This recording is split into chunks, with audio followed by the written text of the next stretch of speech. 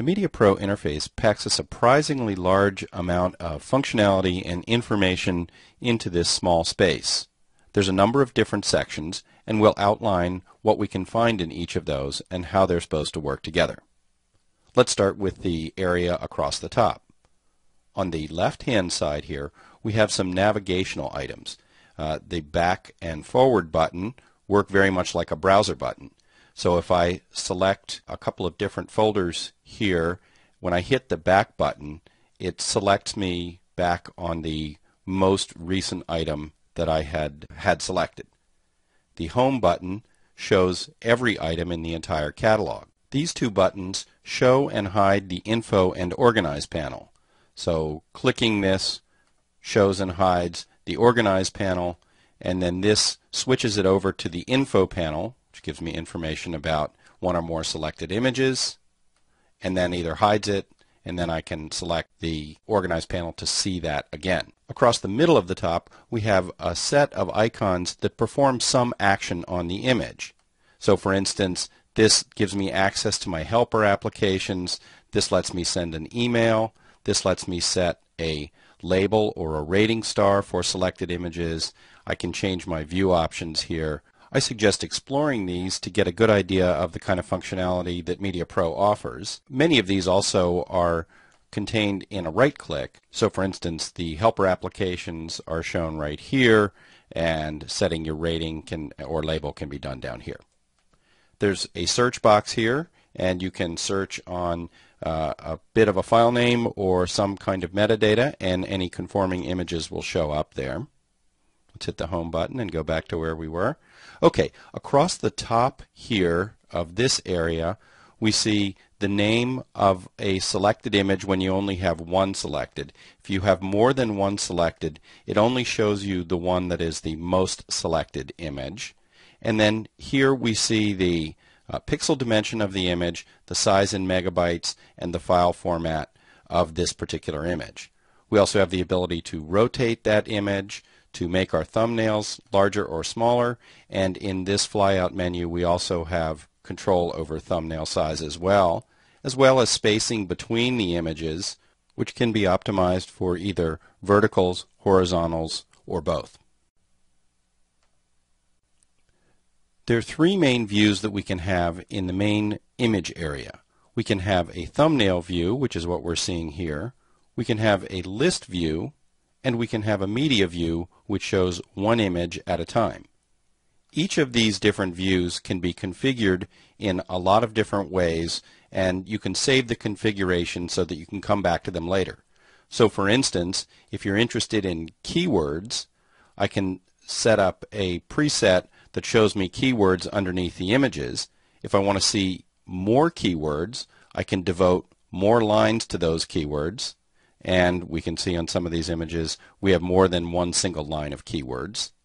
And that same configuration can hold over into the list view. So I've configured this so that I have a name and keywords here. Here's another way you could set it up. So if you use location tags, country, state, city, location, I can set up in a list view to see that, and then I can also see that underneath the image here in the thumbnail view.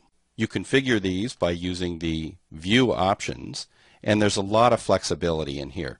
So for instance, you can change the background here by selecting on the color, and then let's make it nice and ugly, and yeah, there we go. Let's take that back to where it was. I hit it like that and go there. I can change the color of the text. I can change how the text is centered here, whether I want to see what the label is, and again, I can change my spacing here, thumbnail size, margins and shadows, and then I have the ability to change which information is appearing underneath the image in this fields area. And I do that by, let's go ahead and work on this one. The location, city, and state are tags that live in the annotations, and I can just take those off by hitting it like that. Now they appear and save in a list view here according to the order that you hit them. So if I do country, state, city, location, countries on top. But if I set this up with location, city, state, country, then location's on top. Once you get it to a configuration you like, let's go ahead and move this up a little bit, then you have this option sets item right here that lets you save particular configurations, and you simply save it and give it a name. And once you've done that, that now becomes one of the presets. These presets apply to all of the different views: list, thumbnail, and media. Down at the bottom left, we get an indication of how big the catalog itself is, and then this next number indicates the total size of all of the images that are currently showing. So if I click to show these 14 images that have 4 stars, it tells me that added all together, those 14 images take up 384.2 megabytes of space. On the bottom right, we can see that there are 28,000 images and 14 images are showing. If I select one of these images, then we can see that one is selected and it is the 5th in the list. So we get a ton of information here all the way around the window. Over in the Info and Organize panel, you can use these flyouts to customize which information you're going to see. I've got this set to show the ones that I use most typically. You also notice that one of these, the 4-star designation, is lit up in orange. And what that means is that a selected item belongs to this group. So if I select nothing, it doesn't light up in orange. And let's just show a whole bunch of images so we can see how this works.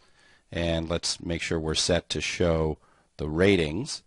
And so I've got a 3-star image selected, and you can see 3 lights up in orange.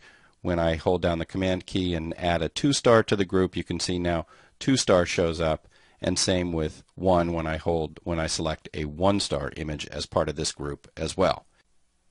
Over in the Media Info panel, you can find out lots about the metadata of any particular image. So I've got an image selected here, and I can run through a bunch of the IPTC information here, including my contact information.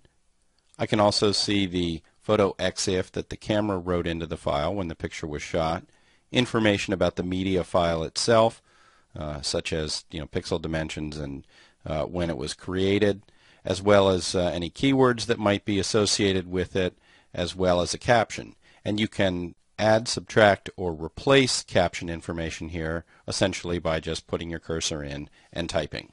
Up here at the top of the info panel, you have the ability to create metadata templates and to access ones you've made before, either here in Media Pro or if you had Expression Media or iView Media Pro.